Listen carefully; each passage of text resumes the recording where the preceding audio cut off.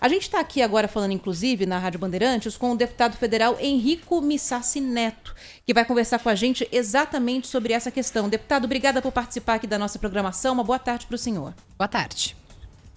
Boa tarde, Ana Paula. Boa tarde, Bruna. Boa tarde a todos os ouvintes da Rádio Bandeirantes do programa Bora Brasil. A alegria é toda minha estar aqui com vocês hoje. A alegria é nossa para debater um assunto que é importante, deputado, e que muitas vezes é deixado de lado, mas é algo muito importante que está muito presente no dia a dia de todo o país, inclusive aqui em São Paulo. O senhor pode fazer um balanço para a gente desse primeiro ano do marco regulatório do saneamento básico? O que evoluiu? O que é mais urgente de ser pensado daqui para frente? Claro. Em primeiro lugar, o novo marco legal do saneamento veio para endereçar um problema, Ana Paula, Bruna, que é um problema, como vocês estavam dizendo, histórico do Brasil. Nós chegamos no século XXI, esses são os dados, nós chegamos no século XXI com um pouco mais de 100 milhões de brasileiros sem esgoto tratado e algo em torno de 33 a 35 milhões sem água potável encanada chegando em casa. Então, é um problema gravíssimo do ponto de vista de saúde pública, do ponto de vista sanitário e do ponto de vista ambiental também. E o que acontece? Nós precisamos superar esse desafio. E para superar esse desafio precisa investir dinheiro, e é muito dinheiro, porque infraestrutura de saneamento é caro.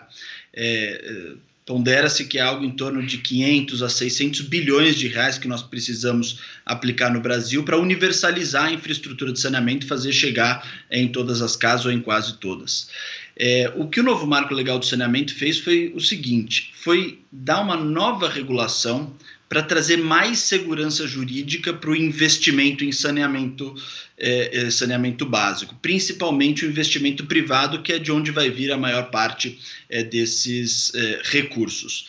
Então, o marco legal entrou em vigor no dia 15 de julho do ano passado, depois de uma ampla discussão na Câmara, no Senado, foi enviado como medida provisória, depois virou projeto de lei.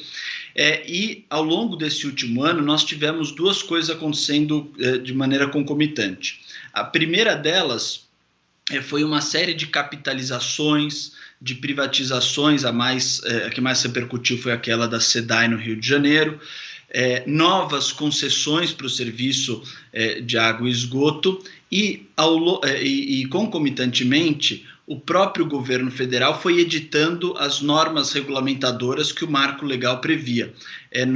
Normas regulamentadoras que tornam mais concreto a aplicação na ponta do novo marco legal.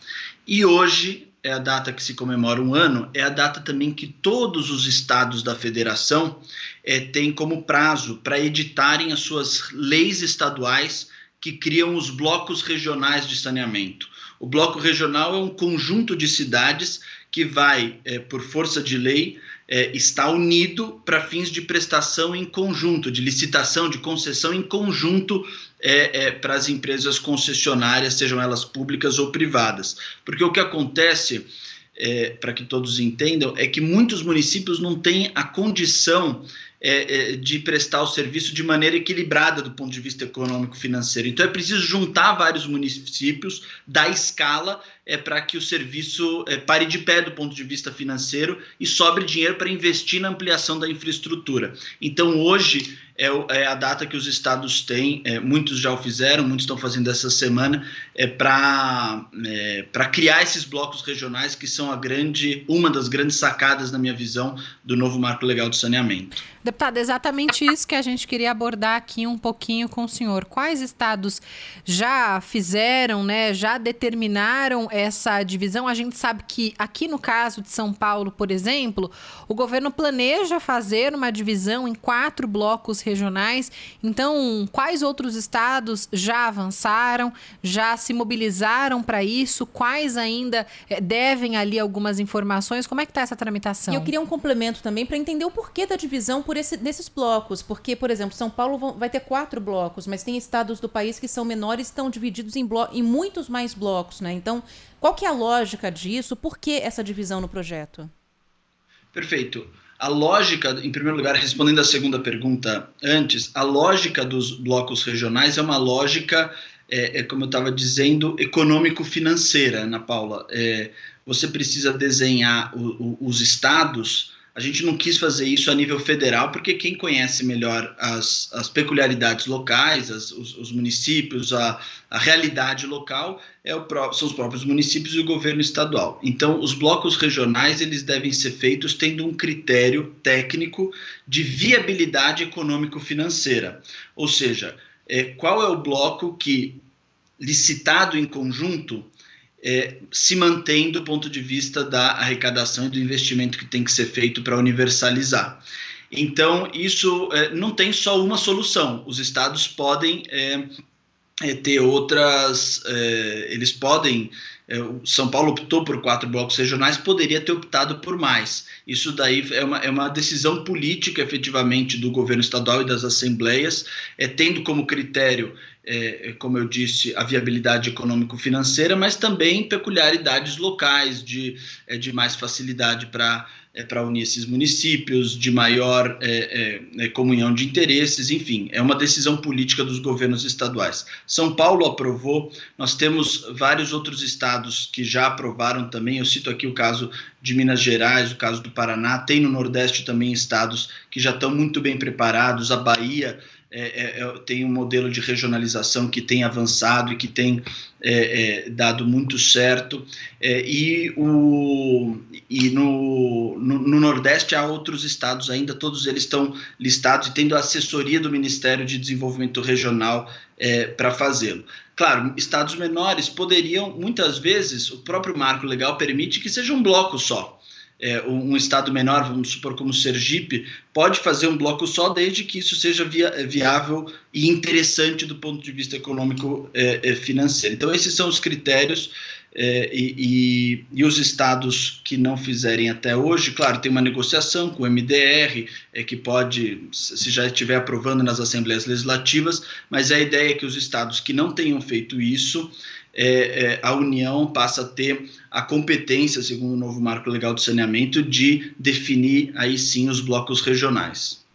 Deputado, quando o marco legal foi sancionado, há exatamente um ano, havia uma promessa do governo federal de que até 2033, 99% da população brasileira tenha acesso à água potável e 90% tratamento e coleta de esgoto. Isso aconteceu em 15 de julho do ano passado, a gente já vivia um período muito crítico em relação à pandemia, então esse problema, né, Ana, que a gente trouxe aqui, a forma como a pandemia escancarou o problema com o saneamento já estava ali em evidência no país, mas um ano depois a gente ainda continua vivendo com essa pandemia. Deputado, essa previsão 2033, ela continua mantida? Isso, de certa forma, pela própria pandemia, precisou ser remanejado? Você está confiante ainda nessa promessa, nessa meta? Claro, é um desafio ousado, Bruna, de fato. Mas qual que é o mecanismo que nós colocamos no novo marco legal para garantir isso? Todos os contratos de concessão assinados sob a vigência do novo marco, eles, para terem validade, precisam prever a universalização até 2033 e, ano após ano, quais investimentos serão feitos, como que isso se equilibrará financeiramente através da cobrança das tarifas e de investimentos das próprias empresas. Então, é condição de validade dos contratos a previsão de universalização até 2033, com metas anuais bem estabelecidas. Se essas metas forem descumpridas injustificadamente pelas empresas concessionárias, o contrato automaticamente perde a vigência e faz-se uma nova concessão, um novo processo licitatório. Então, o mecanismo jurídico que nós temos é esse. O contrato depende... nós fizemos depender a validade do contrato do cumprimento da universalização. Agora, é claro que esse é um desafio que tem que unir o Brasil inteiro.